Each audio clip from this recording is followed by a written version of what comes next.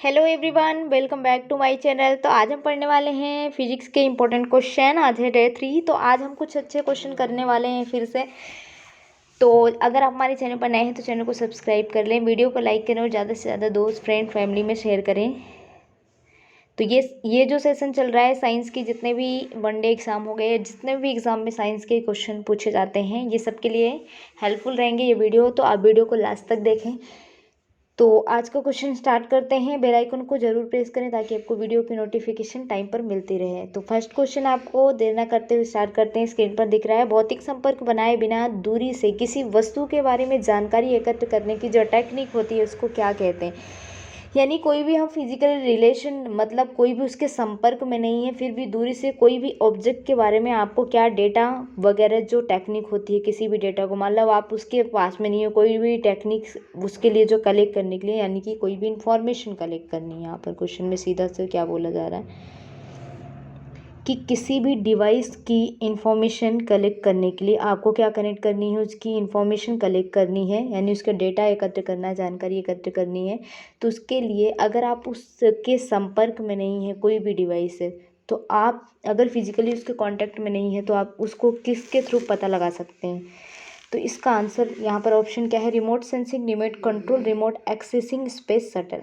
ये 4 ऑप्शन हैं, आपको बताना है इसका आंसर क्या हो जाएगा।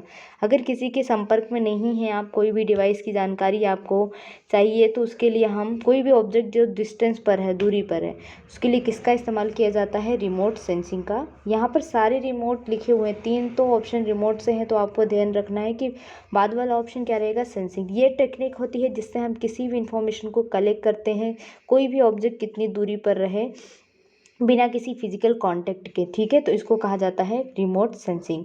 आई होप आपको क्वेश्चन अच्छे से समझ में आ गए होंगे। तो यहाँ पर सेकंड क्वेश्चन क्या है, एक धातु के तार में विद्युत प्रवाह किसके कारण होता है। यानी कि एक मेटल का वायर जो है, मेटल का वायर है, उसमें क्या करना। तो यहाँ पर क्या पूछा है आपसे, इलेक्ट्रिक करंट का जो फ्लो हो रहा है इसमें से, जो मूविंग ऑफ इलेक्ट्रॉन, क्योंकि किसी भी वाटर में तो क्या हो जाएगा आंसर, इलेक्ट्रॉन, इनकी वजह से। एक धातु में वार में जो विद्युत प्रवाह होता है, विद्युत प्रवाह को क्या कहते हैं, जो इलेक्ट्रिक चार्ज का प्रवाह हो रहा है, किसके कारण होता है, वो इलेक्ट्रॉन के कारण होता है। तो यानी कि जो इलेक्ट्रिक करंट फ्लो हो रहा है, इलेक्ट्रिक करंट फ्लो किसकी वजह से होता है, चार्ज, जो इलेक्ट्रॉन चार्ज होते हैं वो फ्लो होते हैं, यानी कैरी करते हैं, मूविंग करते हैं इलेक्ट्रॉन्स, तो उसको कहते हैं हम इलेक्ट्रिक करंट। नेक्स्ट क्वेश्चन यहाँ पर ट्रांजिस्टर के निर्माण में प्रयुक्त सामग्री जो होती है उसको बताना है कि ट्रांजिस्टर को बनाने के लिए किसका इस्तेमाल किया जाता है। तो यहाँ पर ऑप्शन में एल्यूमिनियम, तांबा, सिलिकॉन और रजत। तो यहाँ पर जो आंसर हो जाएगा वो क्या हो जाएगा आपका, silicon. Option number 3 is the right answer. इसका आंसर क्या हो जाएगा, सिलिकॉन। तो यहाँ पर जो ट्रांजिस्टर होता है, जो कि एक तरह से क्या है, इलेक्ट्रिक और इलेक्ट्रॉनिक सर्किट में यूज़ किया जाता है, ये बहुत ज़्यादा पुअर होता है। यानी सिलिकॉन, जर्मेनियम, जो सिलिकॉन होता है आपको पता है, सिलिकॉन हो गया, जर्मेनियम हो गया, ये किसकी डिवाइस होती हैं, सेमीकंडक्टर डिवाइस होती हैं, जिनको हम अर्धचालक कहते हैं। यानी कि पूरी तरह से कंडक्टिविटी नहीं, इसे पुअर कंडक्टर बोल सकते हैं। पर कुछ सर्टेन कंडीशन में इन मटेरियल का यूज भी किया जाता है, जैसे यहाँ पर ट्रांजिस्टर में यूज किया जा रहा है। परमाणु रिएक्टर में भारी पानी का उपयोग किया जाता है, उसको क्या कहते हैं, कूलेंट, ईंधन, मॉडरेटर या इनमें से कोई नहीं। ये आपको बताना है। यहाँ पर आंसर क्या होने वाला है, यहाँ पर आंसर क्या हो जाएगा, मॉडरेटर। यहाँ पर क्वेश्चन में क्या है, परमाणु रिएक्टर में भारी पानी, यानी यहाँ पर किसकी बात कर रहे हैं, हैवी वाटर। क्या बोलते हैं, हैवी वाटर। तो heavy water is basically used in as a moderator. जो भी न्यूक्लियर रिएक्टर होते हैं ना, परमाणु रिएक्टर को अपन न्यूक्लियर रिएक्टर में, उसको स्लो डाउन करने के लिए, जो न्यूट्रॉन होते हैं, इसीलिए इसको कैप्चर करने के लिए ज़्यादा इफेक्टिव माना जाता है जो हम मॉडरेटर लगाते हैं, और वो किसमें होता है, भारी पानी को उपयोग करके बनाया जाता है, उसको एज अ मॉडरेटर यूज़ करते हैं। ये बीच का क्या होता है, मॉडरेटर, जो इस तरह से उधर ट्रांसफ़र करता है न्यूट्रॉन्स को। प्रकृति का सबसे मजबूत बल कौन सा है। तो मैंने आपको इसके पिछले वाले सेशन में बताया था सबसे वीक फोर्स कौन सा होता है, जो कि होता है गुरुत्वाकर्षण बल। ये कौन सा होता है, वीक फोर्स होता है, यानी कि कमजोर बल।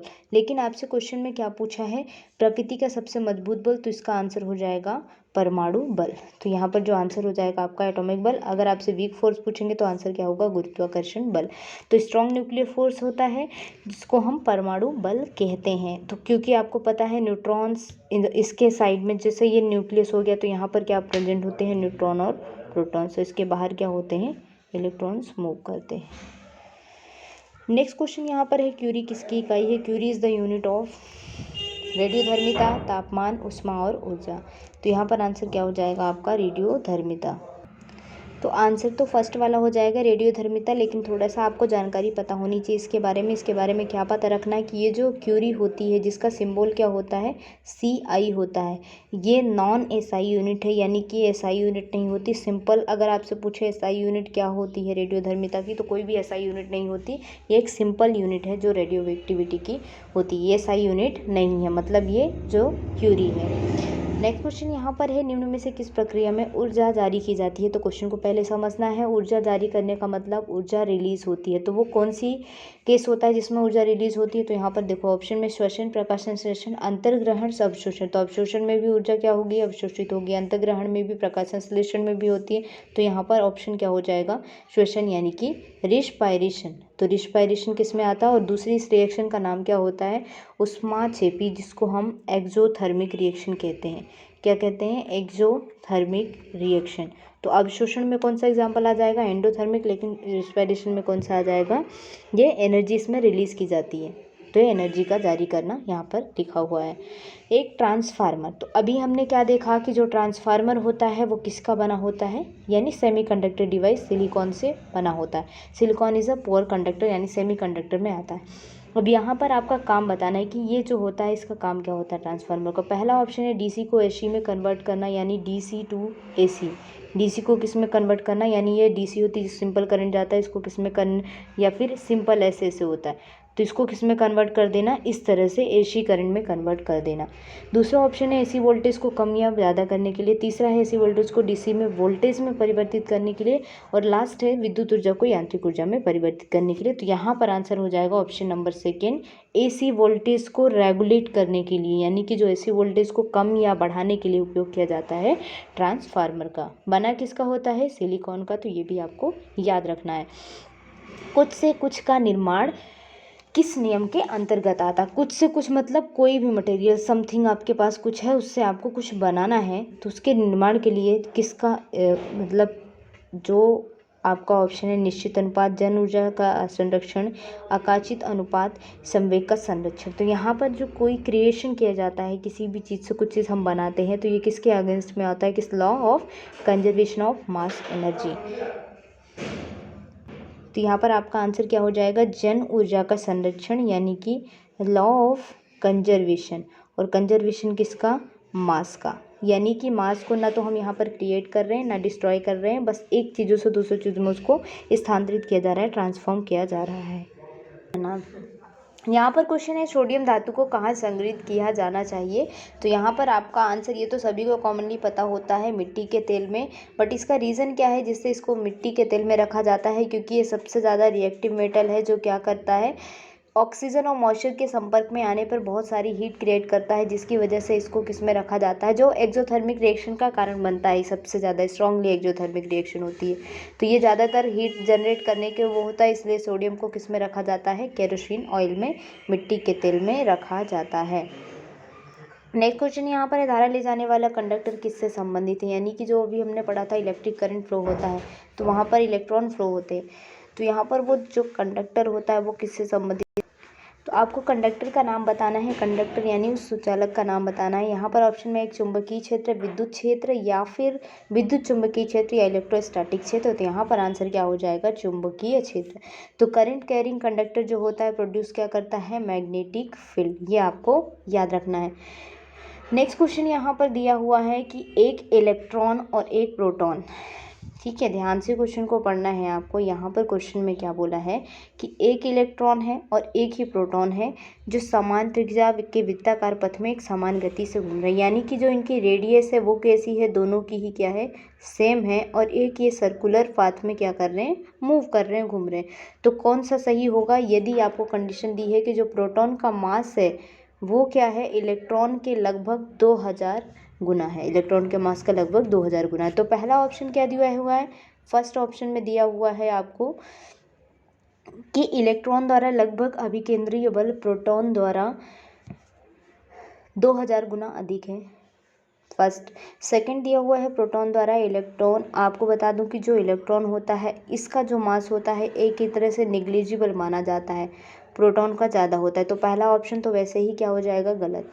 दूसरे में क्या दिया है, प्रोटॉन द्वारा आवश्यक बल इलेक्ट्रॉन द्वारा आवश्यक बल से लगभग 2000 गुना अधिक है। तीसरा भी पढ़ लेते हैं, यहाँ पर 2000 रहेगा। तीसरे में क्या दिया हुआ है, किसी भी आवेशित कण के लिए किसी भी केंद्र भूमिकीय बल की आवश्यकता नहीं होती। तो ये तो गलत है, क्योंकि जब भी सेंट्रीपिटल फोर्स लगेगा यानी जब हम सर्कुलर बॉडी की बात करेंगे तो यहाँ पे ऑप्शन नंबर सेकंड सही होगा। प्रोटॉन द्वारा जितना भी बल होगा, और वो बल कौन सा होगा, यही होगा केंद्राभिमुख बल, यानी कि सेंट्रीपिटल फोर्स जो लगता है। तो ये तो गलत होगा, क्योंकि उसमें नहीं की बात की है। तो सेंट्रीपिटल फोर्स की आवश्यकता तो होती है, जिसको केंद्राभिमुख बल कहते हैं। वो हमेशा प्रोटॉन द्वारा जितना भी बल होगा वो आवश्यक बल से इलेक्ट्रॉन द्वारा जितने भी आवश्यक बल होंगे उससे अधिक होगा। किसका अधिक होगा, प्रोटॉन का, क्योंकि इसका वैसे भी बहुत कम माना जाता है। तो ये आपको याद रखना है। यहाँ पर कॉन्सेप्ट वाइज भी क्वेश्चन पूछे जाते हैं एग्जाम में। यदि किसी चुंबक में तीसरा ध्रुव होता है तो तीसरे ध्रुव को क्या कहा जाता है। हमने पढ़ा है 2 पोल।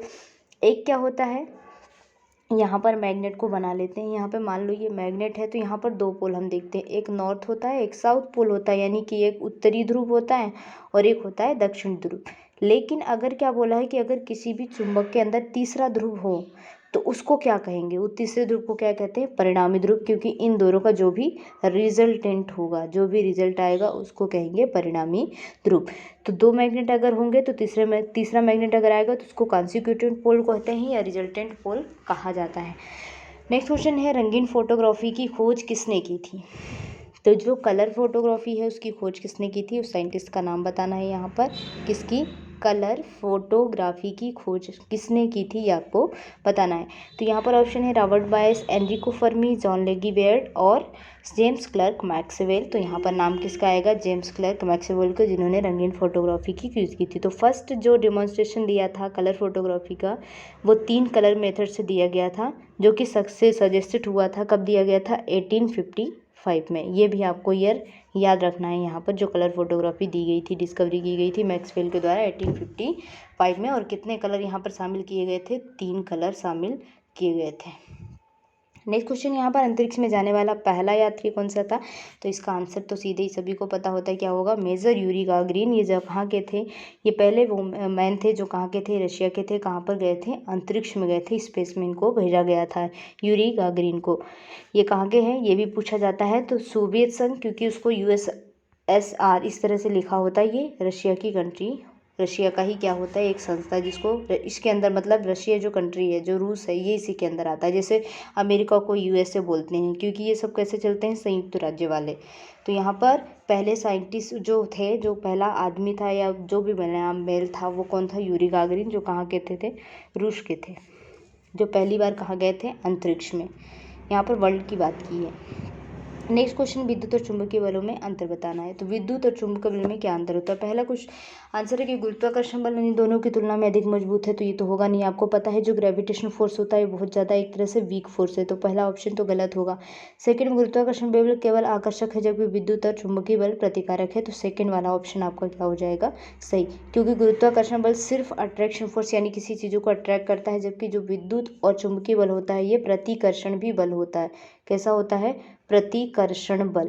तो इसमें प्रतिकर्षण और आकर्षण दोनों ही होता है, यानी कि जब सेम चार्ज रहेंगे तो ये क्या करेंगे, प्रतिकर्षित करेंगे, और अगर अपोजिट चार्ज रहेंगे तो ये क्या करेंगे, आकर्षित करेंगे। तो यहाँ पर ऑप्शन नंबर सेकंड ये वाला क्या हो जाएगा हमारा सही जवाब।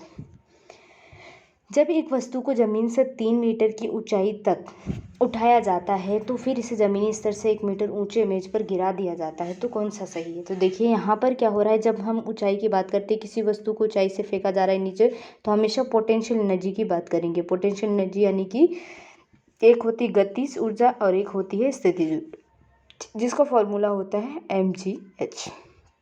तो इसको 3 मीटर की हाइट पर उठा रहा है, फिर एक वजह, तो यहाँ पर देखिए 1 - 2, तो वैसे भी क्या हो जाएगा, 3 में से 1 अपॉन चला जाएगा, तो ये कितना बचेगा, 2/3। तो इसमें 2/3 सिर्फ फर्स्ट ऑप्शन में है कि इसकी जो भी संभावित ऊर्जा होगी कुल ऊर्जा के मूल्य की कितनी होगी, 2/3 होगी, क्योंकि इसका 1 मीटर नीचे गिरा दिया, यानी 1/3। तो 1/3 में से 3 में से कितना बचेगा, यहाँ पर 1/3 में से 1 में से माइनस करेंगे तो ये कितना बचेगा, 2/3 ही बचने वाला है। तो यहाँ पर आंसर कौन सा हो जाएगा, फर्स्ट वाला। नेक्स्ट क्वेश्चन है, कौन एक कैंटिलीवर बीम का एक उदाहरण है? तो कैंटिलीवर बीम जो होता है इसका उदाहरण कौन है? Diving board. तो कैंटिलीवर बीम इज द एंकोर्ड, ये हिंज्ड आउट का एक वन एंड होता है जिसका एग्जांपल लिया जाता है डाइविंग बोर्ड के लिए। एक तरह से ये बीम वगैरह इसमें यूज़ की जाती है। बीम क्या होता है? एक तरह से लाइट, मतलब जो हम रे बोलते हैं, जो किरणें होती हैं उनको बोला जाता है। एक अवलोकन में कण, जैसे आपके यहाँ पर ऑप्शन में लिखा नहीं हुआ है, यहाँ पर देखिए, यहाँ पर किसकी बात की है? अल्फा कण हो, बीटा कण हो या फिर गामा किरणें हो, इनमें समान ऊर्जा होती है। तो बढ़ते हुए क्रम में बताना है कौन सा आंसर यहाँ पर सही होने वाला है। तो यहाँ पर ऑप्शन नंबर फर्स्ट सही होगा। कौन सा? Alpha beta gamma. तो यहाँ पर ऑप्शन नंबर फर्स्ट क्या होगा? हमेशा सही माना जाएगा। तो जो गामा रे होती हैं ये पेनिट्रेटिंग रेज होती हैं। जो गामा रे कौन सी होती हैं? पेनिट्रेटिंग रे, यानी कि जो भेदन क्षमता होती है उसमें यूज़ की जाती हैं। जैसे ये गामा रे कैंसर के इलाज में इसका यूज़ किया जाता है, कैंसर ट्रीटमेंट में। पार्टिकल जो बीटा होता है ये किसके लिए होता है? ये मॉडरेट ही होता है, यानी कि मॉडरेट होता है, एकदम से इतना ज़्यादा नहीं होता, ये मोस्ट पेनिट्रेटिंग होता है। जबकि अल्फा क्या होता है? ये लीस्ट, यानी बहुत ही कम पेनिट्रेटिंग होता है। कौन? अल्फा का। तो यहाँ पर बढ़ते हुए क्रम, यानी सबसे ज़्यादा, सबसे छोटा वाला बीटा, वो अल्फ़ा, फिर बीटा, फिर गामा। तो सबसे ज़्यादा कौन अगर घटते क्रम में बोलते तो पहले कौन आता? गामा, फिर बीटा, फिर अल्फ़ा। तो यहाँ पर क्वेश्चन को भी ध्यान से पढ़ना। अगर बढ़ते क्रम में बोला है तो भेदक घात सबसे ज़्यादा किसकी होती है? गामा की होती है। और फिर उससे कम किसकी होती है? बीटा की होती है। और उससे कम किसकी होती है? अल्फ़ा की होती है। इसीलिए कैंसर ट्रीटमेंट में किसका यूज़ किया जाता है? गामा रे का यूज़ किया जाता है, ये आपको ध्यान रखना है। और वो तत्व कौन सा इस्तेमाल किया जाता है? रेडॉन। नेक्स्ट है, समतल दर्पण पर एक सामने 1 मीटर खड़ा व्यक्ति 40 सेंटीमीटर तक दर्पण के पास जाता है और समतल दर्पण में व्यक्ति और उसकी छवि के बीच की जो डिस्टेंस होगी, छवि मतलब जो भी उसकी इमेज बन रही है और उस व्यक्ति की बीच की जो डिस्टेंस होगी वो कितनी हैगी, ये आपको बताना है। 1 मीटर पर खड़ा व्यक्ति 40 सेंटीमीटर तक दर्पण के पास जाता है। वे 1 मीटर दूरी पर खड़ा है, 40 सेंटीमीटर तक जाता है वापस में। तो आपको बताना है जो इमेज का फॉर्मेशन होगा वो कितनी दूरी तक बनने वाला है। तो यहाँ पर देखिए 40 सेंटीमीटर की बात की है और 1 मीटर पर खड़ा व्यक्ति 40 सेंटीमीटर तक जाता है, यानी कि कितना वो जा रहा है, कितनी डिस्टेंस बचेगी? 60 सेंटीमीटर। ठीक है, और इसका मल्टीप्लाई किसके साथ करेंगे? 2 की, क्योंकि इसके बीच की डिस्टेंस निकालनी है, यानी कि फोकस दूरी निकालनी है। तो यहाँ पर क्या हो जाएगा? 120 सेंटीमीटर। और यहाँ पर 120 सेंटीमीटर तो ऑप्शन में है नहीं, तो इसको मीटर में कन्वर्ट करेंगे तो क्या हो जाएगा? 1.2 मीटर। तो आपका आंसर क्या हो जाएगा? Option number second. तो इसमें कुछ नहीं, 60 सेंटीमीटर कैसे आया? 60 सेंटीमीटर कैसे आया? आपको बोला 1 मीटर में कितने होते हैं? 100 सेंटीमीटर। वो 40 सेंटीमीटर दूरी तक दर्पण के पास जाता है, तो डिस्टेंस कितनी बचेगी? 60 सेंटीमीटर। उसके बीच की डिस्टेंस तो पता नहीं है आपको, तो ये हो जाएगा इसका आंसर। तो ये थे आज के फिजिक्स से related important question. I hope आपको वीडियो पसंद आया होगा। वीडियो पसंद आए तो मेक श्योर वीडियो को ज़रूर लाइक करें, ज़्यादा से ज़्यादा दोस्त, फ्रेंड्स, फैमिली में शेयर करें, ताकि सबको साइंस से रिलेटेड जितने भी डाउट हैं वो अच्छे से क्लियर हो सके। जितने भी प्रीवियस सेशन हैं आप प्ले लिस्ट में ज़रूर जाकर एक बार वॉच करें, आपको बहुत ज़्यादा हेल्पफुल मिलने वाली है आने वाले एग्जाम में। तो वीडियो को यहीं पे एंड करते हैं, मिलते हैं नेक्स्ट वीडियो में, तब तक के लिए बाय बाय।